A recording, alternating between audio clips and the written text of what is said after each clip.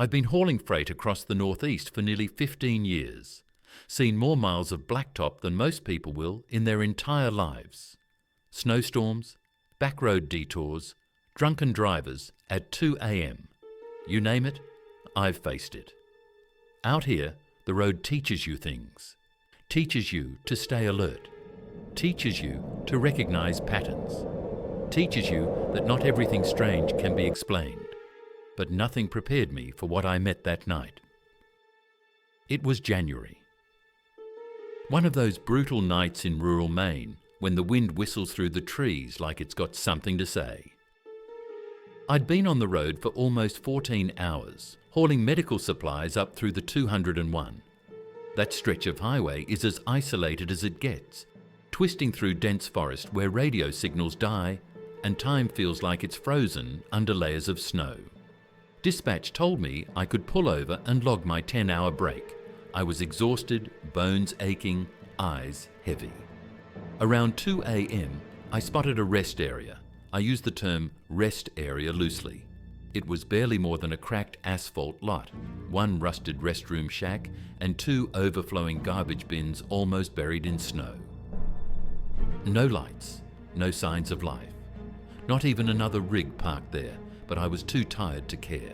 I backed my cab into the corner near the tree line, killed the engine, and let the silence rush in. You ever feel silence so deep it makes your ears ring? That was this place. My heater kicked in with a hum. I set my alarm for 10 hours, pulled a flannel blanket over myself, and drifted off, watching snow drift sideways outside the windshield. I don't know what time it was when I first heard the sound, a bark. Just one, short and distant. My eyes flicked open. I sat still, listening. Probably just a dog, or maybe a coyote. Nothing unusual in the woods, right? I adjusted my blanket and closed my eyes again. Then came another bark. This one was closer, sharper, right outside my cab. That did it. I sat up straight, every nerve lit up like a fuse. My first instinct was to check my mirrors, but they were already fogged over from the cold. I stayed quiet, straining to hear. And then I heard it, the low scrape of something along the metal siding of my trailer. It wasn't a branch. It wasn't wind. It sounded deliberate, like claws dragging slowly down metal. A sound that instantly tightens your stomach like a fist. I reached over and flicked off the small cabin light. Darkness swallowed the interior and I held my breath. Whatever it was moving, pacing. I could hear the crunch of snow under slow, heavy steps. Crunch, crunch, crunch. The sound moved from the rear of the trailer up along the side. My driver's side mirror vibrated slightly. That's how close it was. Still no barking now, just the sound of it circling. My phone was dead. Figures. I leaned forward and peeked through the thin slit in my window curtain. And I saw it. Not clearly at first, just a shape. A thing moving just outside the glow of the moonlight. No taller than a man, but hunched forward like it was dragging weight. Its limbs were long, and its movements weren't smooth. They twitched, jerked, as if it didn't quite know how to move like a regular animal. I froze, barely breathing. The creature stopped right at my door. For a moment, it sniffed the handle like a bloodhound. Then slowly, its head lifted, and its face. It wasn't fully animal, not fully human, something between. Long snout, sharp yellowed teeth, patches of matted fur. But what made my blood run cold were its eyes, milky white, no pupils, just pale, dead orbs that locked onto mine through the glass. My mouth went dry. I couldn't move. It saw me. And then it grinned, its lips pulled back, revealing rows of jagged teeth. It yipped once, loud and sharp like a bark. But it had this unnatural, mocking tone to it, like it was laughing. And just like that, it vanished. I blinked, heart hammering, expecting it to lunge, but there was nothing, not a sound. The crunching had stopped. The barking was gone. The silence returned, heavier than before. I didn't sleep the rest of that night. I sat there, wide-eyed, wrapped in my blanket, clutching the tire iron from my glove box. My heater kept blowing, but I was still freezing. Morning finally came. The sky turned from black to pale grey, and with trembling fingers, I opened my door and stepped out. The cold slapped me in the face. It was quiet. Still. I walked around my rig slowly, half expecting to find nothing and convince myself it was a dream. But that hope died the moment I saw the tracks. In the fresh snow, clear as day, were footprints. Not normal ones. They looked like paw prints at first glance, but they were wrong. Too large, and not shaped like any animal I'd ever seen. They had digits, long, thin, almost like fingers. The prints circled my truck, once, twice. They stopped directly beneath my driver's side door, and then they turned sharply and vanished into the woods. Not faded, not melted, it just stopped, as if it had lifted off the ground and disappeared. I didn't waste another second, climbed into my cab, slammed the door, started the engine with shaking hands, and took off down the icy road like my life depended on it. I didn't stop for food, didn't stop for fuel, drove 5 straight hours till I hit a crowded truck stop in New Hampshire. Only then did I breathe. But the thing is, it didn't end there. A few nights later, I parked behind a Shell station in upstate New York. Well lit, crowded, security cameras, felt safe. I tried to tell myself I'd imagined the whole thing, that I was just overtired. But around 3 a.m., I woke again. This time, it wasn't barking. It was a tap, a slow, light tapping sound on my driver's side window, like fingernails on glass. I turned my head slowly, expecting to see someone, but there was no one there, only one thing. On the inside of the glass, where the frost had formed overnight, were 5 long marks, finger-like, dragged across the condensation, as if something had reached inward, just enough to let me know it still knew where I was. I didn't open the curtain, didn't move. And now, every few nights when I'm parked in a lonely lot or near the woods, I hear it, that bark. Sometimes faint, sometimes just outside the cab. It's like it's following me, or maybe marking me, like I'm a game it's not finished playing with. I've changed my route, asked dispatch to keep me on city deliveries, but it doesn't matter.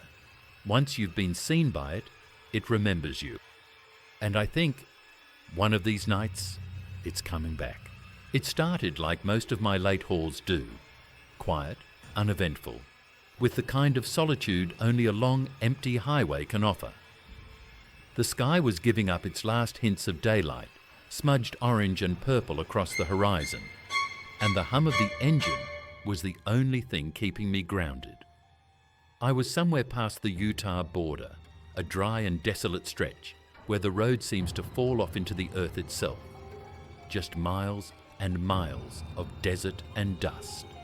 I'd been driving for over 14 hours, pushing it, I know. But deadlines don't care if your eyes are burning or your back feels like it's been hammered flat. I was hauling dry goods, nothing special, just trying to make it to Denver by the next evening. The sun dipped behind the hills, and the world darkened faster than it should have. That's when I saw her. She stood just past mile marker 211, alone, perfectly still. A pale figure draped in something white. No, not white, faded. Like a once white shawl stained by time and rain and dust. It hung over her head, obscuring her face in shadow. She didn't move, didn't wave, no luggage, no sign of a car or a broken down anything. Just standing there, watching. My foot hesitated over the gas. You ever get that feeling? That pull in your gut telling you to go while your hand's already drifting toward the brake. I don't pick up hitchhikers. I've passed by dozens in my time. Drifters, weirdos, sometimes families with cardboard signs. But I never stop. Not once. But this time, I did. I don't even remember making the decision. One moment I was passing her, the next my hazard lights were blinking, and I was pulling over onto the shoulder. The gravel crunched beneath the tyres as I came to a stop. I leaned over and pushed the passenger door open, expecting her to run up or wave, or at least acknowledge the gesture. She didn't. She walked slowly, deliberately, like her legs remembered how to move, but her body had forgotten urgency. She climbed up into the cab without a word. No smile, no greeting. Just a soft exhale of breath. Maybe a thank you, maybe not. And then she closed the door behind her with a click that echoed louder than it should have. I tried to break the silence. "Where you headed?" I asked, my voice sounding strange in the quiet. She didn't answer, didn't even look at me, just pointed forward, straight down the road. So I put it back in gear and pulled off the shoulder. Maybe she was scared. Maybe she'd been through something. Maybe she just didn't want to talk. But then, why did it feel like she was listening? We drove in silence for hours. I kept the cab warm, offered her water. Tried again once or twice to start a conversation. Asked where she was from, where she was going. Nothing. Not even a shrug. Just her thin, pale fingers folded in her lap, her head tilted slightly downward, the shawl casting a long shadow across her face. The only part I could really see was her mouth, and even that looked wrong, like it was cold, like she hadn't smiled in years. I turned on the CB to break the quiet. Usually there's some chatter. Other drivers, weather updates, jokes, the usual background noise. But this time, just static, faint and broken. And then soft giggling, laughter, not loud or jarring, just subtle, high-pitched, faint, like a child chuckling behind a wall. I reached out and adjusted the frequency. More static, another burst of laughter. Then a single click, like someone tapping the mic, but never speaking. I looked at her, still silent, still. Somewhere around 2 a.m, the fog came in. Not the usual morning mist that creeps over hills. This stuff dropped out of nowhere. It was so thick, my high beams made it worse, just bouncing back at me like a mirror of mist. The road vanished in front of me, swallowed by a wall of ghost white air. I slowed down, heart racing. My eyes darted from the windshield to the side mirrors. Nothing but fog in all directions. And then, knocking. 3 sharp knocks. Not from the window, from inside. Tap, tap, tap. From the back of the sleeper cab. I froze, hands gripping the wheel, knuckles turning white. The hairs on my arms rose like needles. I slowly turned my head, eyes scanning the rear view. Darkness. Nothing but black. I flicked on the cabin light, turned around. No one, no movement, no shifting of the bed. Just the curtain swaying slightly, like someone had just brushed past it. I stared for what felt like an hour, then turned back around. I glanced at her seat. Empty. Gone. My throat tightened, a weight dropping into my gut. I whipped my head to the passenger door. It was shut, locked, window still up. I looked behind me again. Nothing. I reached over with a shaking hand and touched the seat cushion where she had been sitting not 2 minutes before. It was freezing. Worse than cold, damp, like condensation, like someone had exhaled ice into the cushion. I snatched my hand back. The smell hit next. Not rot, not sweat, but something ancient. Musty, like wet stone or old caves. And the CB. It crackled back to life, but this time it didn't laugh. It whispered, it said my name. I don't remember pulling off to the shoulder. I don't remember hitting the brakes. But suddenly I was parked, engine running, hazards blinking in the dense fog.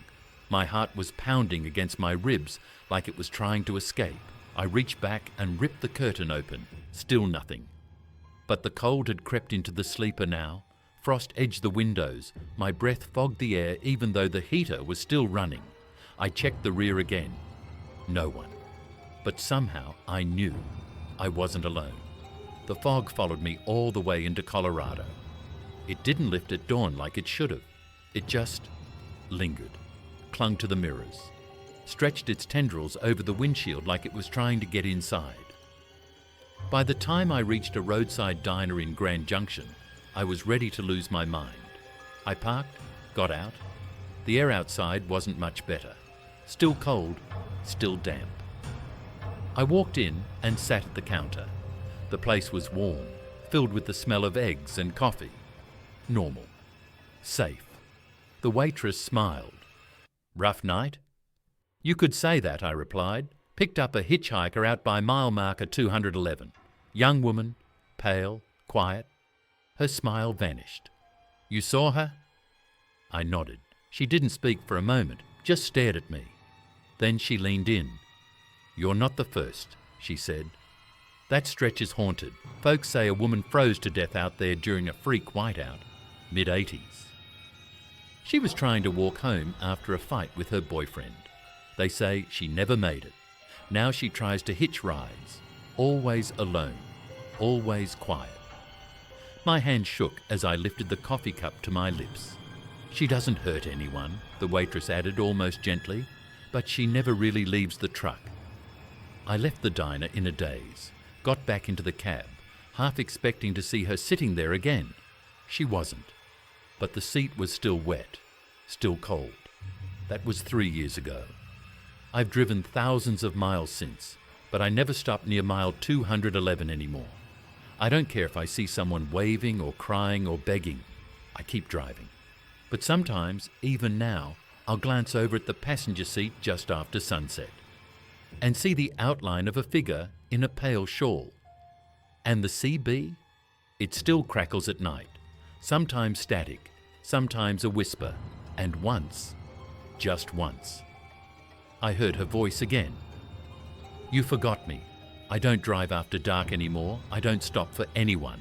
And I never, ever open the passenger door. Because now I know, sometimes a passenger isn't just a stranger. Sometimes they never leave.